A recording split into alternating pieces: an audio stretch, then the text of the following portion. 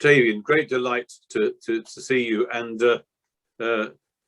you've got a very interesting background, so I'm quite looking forward to hearing. There are one or two marvellous things that you've been involved with, and I can't wait to hear what they're all about, but there we go. So tell me, are you a Londoner, or do you come from somewhere else in the country? I've been in London for a really long time, so I would say I'm a Londoner. Right. Were you born in London, or?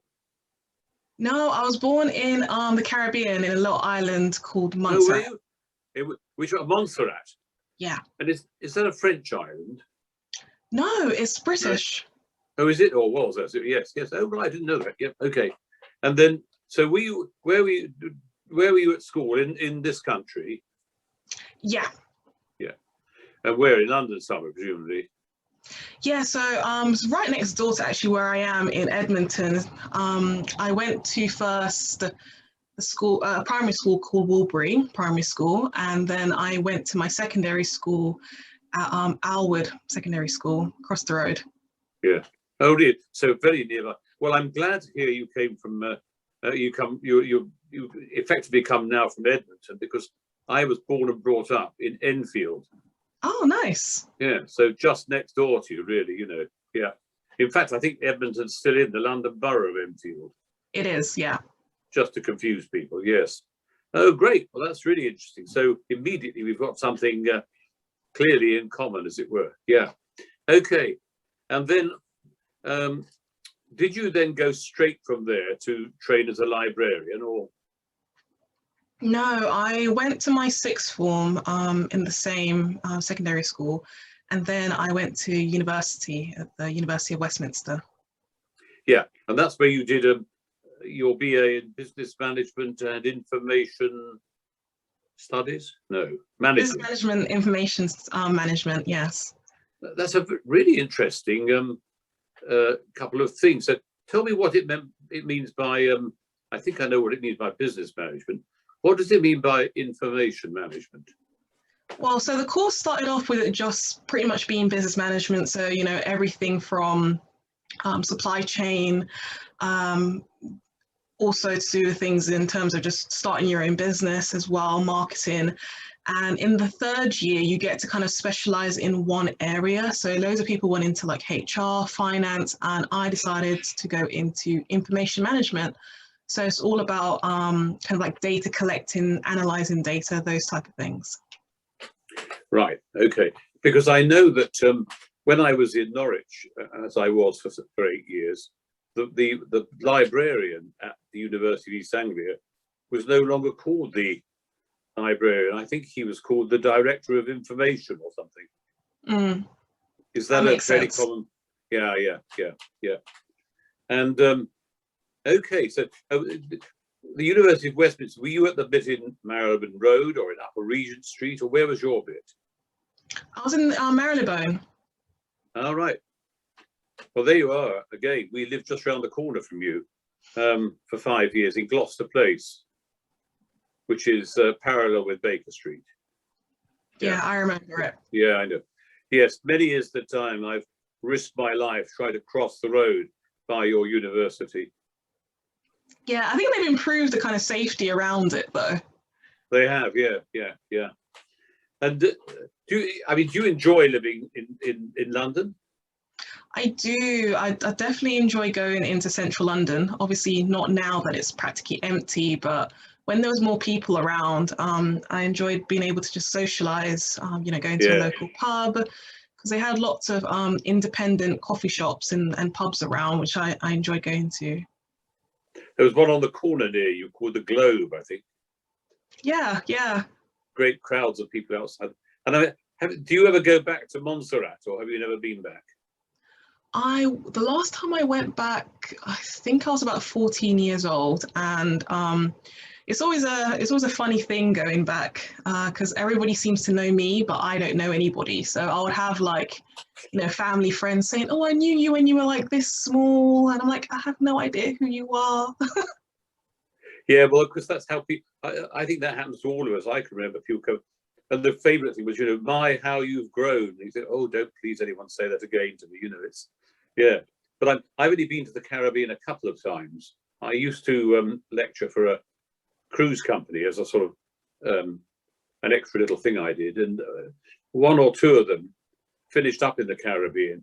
Of course, the thing that's so wonderful is the climate. Definitely. Just idyllic, isn't it? It's wonderful, amazing. Okay, and then you went on from doing that degree to do an MA at University College London, and that was in that. Now that did take you into library studies, didn't it? It did. So I essentially started my career in libraries as a library shelving assistant at the University of Westminster, but then I decided obviously I wanted to go into it a bit further, so I decided to take my MA at UCL. Right, and does that mean if you wanted to, I mean, you probably wouldn't want to actually, looking at the exciting things you're already doing, but I mean, if you wanted to go and be a librarian in I don't know, a straightforward university librarian, presumably you'd be qualified to do that, would you? Yeah, I would say so. Yeah, quite. And I imagine that running libraries, sort of county libraries or city libraries, is a rather different exercise. Yeah, because currently I'm in an art library, and the academic field is a completely different minefield, I think. And what was your course at UCL then? What was that like? Tell me, what sort of things did you cover there? Oh, there's definitely a range of things. I think my kind of like favorite two courses were cataloging and classification. It's kind of like one of the more traditional library courses that they have. And I also enjoyed one of my optional courses, which is about digital humanities. And I think the reason I really enjoyed it is because you get to learn about new technologies that are around in terms of, you know, conserving like paper, and also being able to bring awareness to new collections. So as part of the course, I was learning about a book that had been burnt and how technology was able to make the book accessible to others. So that's remarkable. So you mean a book can be burnt and they can still somehow use some sort of technical process to discover what the book was saying, as it were? yeah, exactly. And it was just pretty amazing being able to find out about that material and those new technologies that were slowly becoming available. Yeah, I can. Well, do you enjoy reading? I would say so. I have my lovely little collection behind me. I'm just thinking that if you've worked in libraries and been, you know, involved in libraries, it's almost sort of de rigueur that you quite like reading, or yeah. What do you like reading best? Oh, it's hard to tell. I really like a lot of crime novels at the moment, but I also like lots of kind of like fantasy fiction as well. So I think right now the book that I'm currently reading, probably get it off my shelf, but it's one about a South Asian detective in Bradford, and he's following this serial killer. And the really cool thing is you're able to read about the different areas of Bradford, the different street names, the different shops, and actually feel like you're inside of it. Those type of writings that I like, that are very immersive. Yes, I like that. I read. Have you ever read any of William Boyd's novels? No. Oh, I think you'd like them. But I know the first one I read was called The Ice Cream War, and that was set in well, Tanganyika it had been then, I suppose, back in the First World War.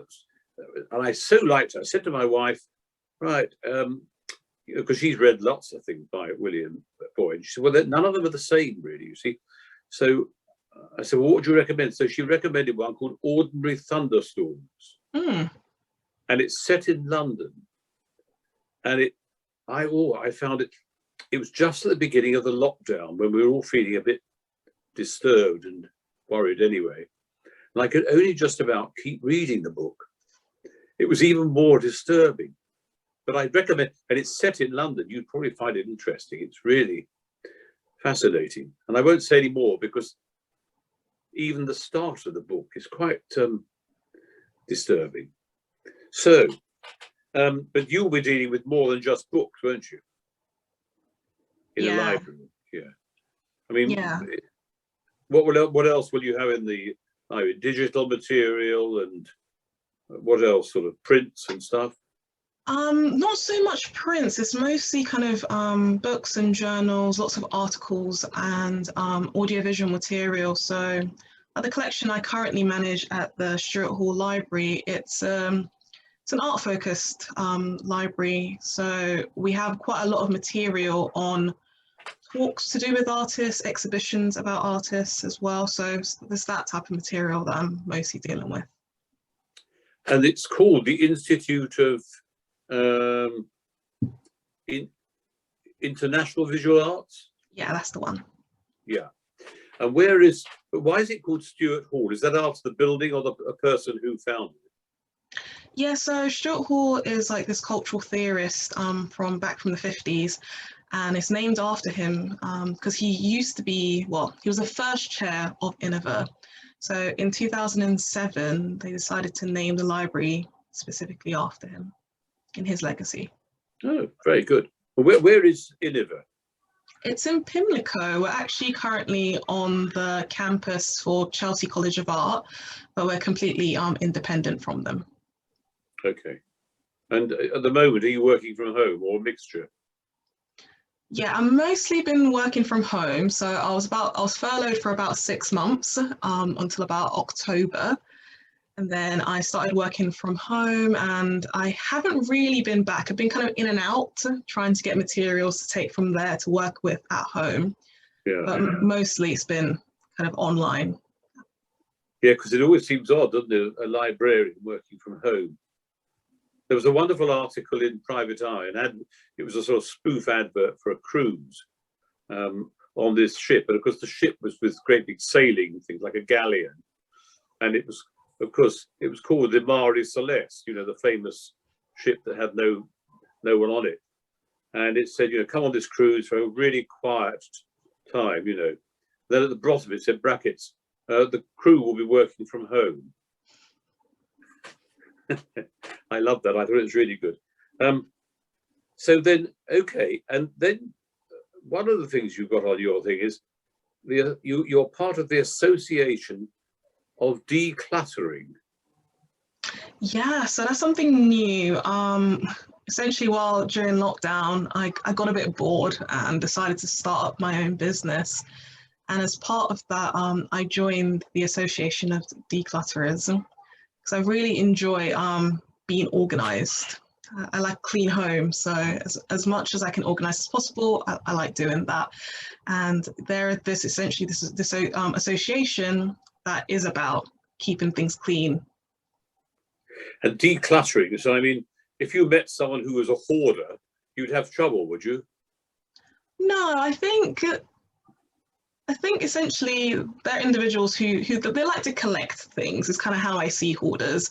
But at the same time, they might need help in knowing, you know, what's actually of value to them. And how to organize it.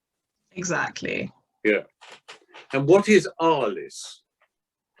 So ARLIS is the Arts Library Society. It's its own little professional organisation for art librarians mostly, and they're promoting the kind of education within art librarians specifically, and advocating for more people to join the sector. Right. And now tell me how did you end up coming to become a stationer? Oh, so yeah, that was part of my undergraduate degree. Actually, sorry, no, my postgraduate degree. I got the opportunity to apply to go ahead and try and get the bursary for the Stationers company, and I got it in the end, essentially. And that's how I became a stationer through the redemption process. And when the bursary was in a particular discipline, as it were? Yeah, so that was for my MA in Library and Information Studies. And did someone interview you, or how did you get, what was the process you had to go through? Yeah, it was an interview where I pretty much had to do a presentation as to, you know, my commitment to librarianship, but also talking a bit more about why I was interested in the Stationers Company as well. So I can't remember who actually interviewed me, but the name kind of, I think it's Philip Ellaway comes to mind. Oh yes, yeah, yeah, Phil Ellaway, yeah, yeah. Well, he's a member of the court, and he's, I think he runs City and Guilds Institute.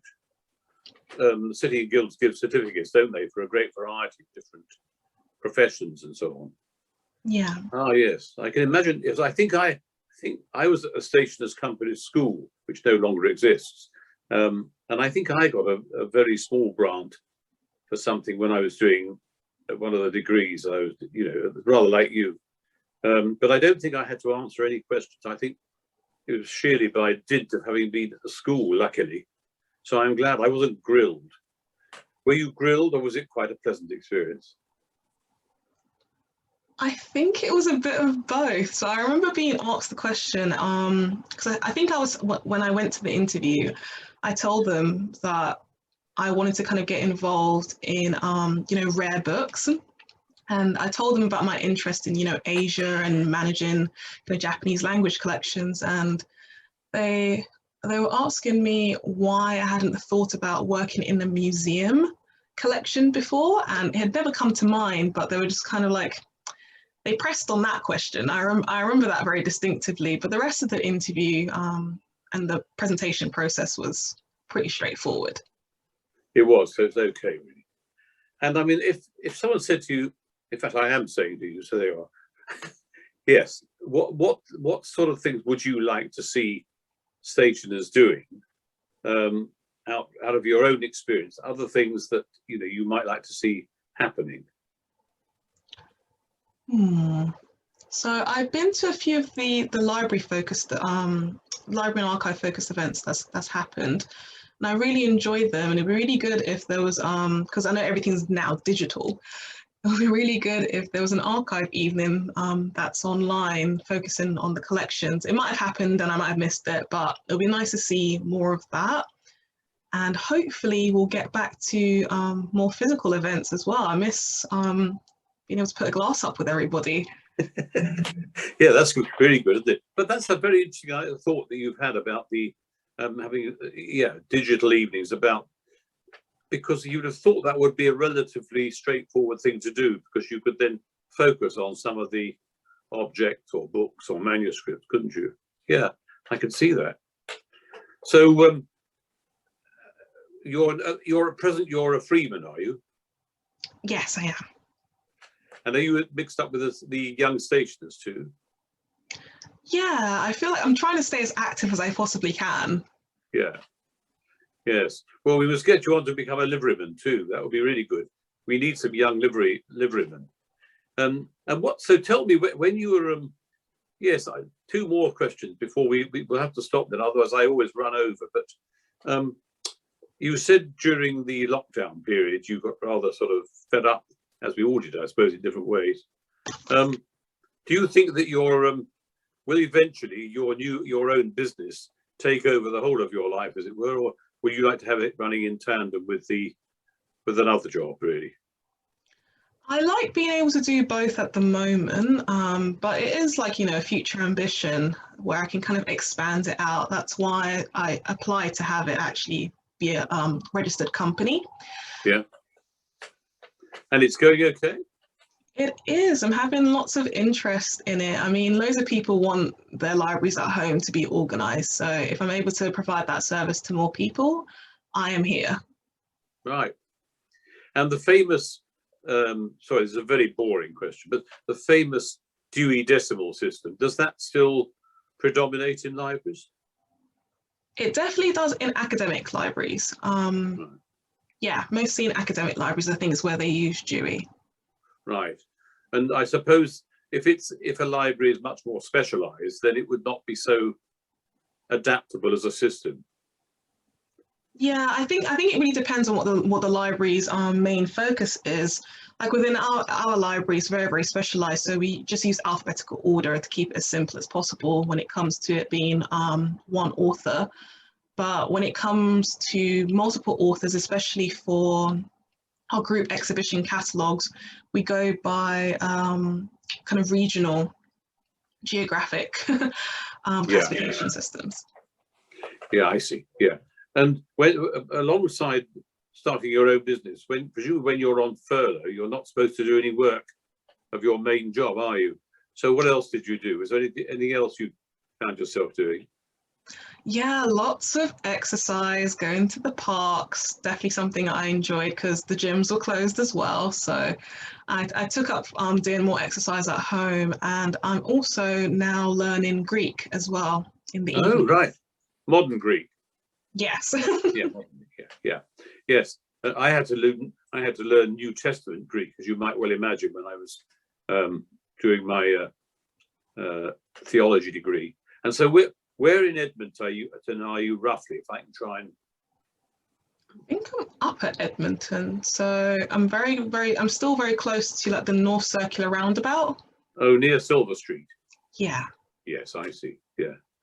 Well, I think the other thing that you said you'd like to happen very soon, something where you could get together with people and raise your glass. Or perhaps what we could look forward to is that meeting each other at Stationers and raising a glass together. Yeah, definitely. I look forward to that. Yeah, Tavian, thank you very much. Really, very interesting indeed. A completely new area for me. Thank you very much for having me.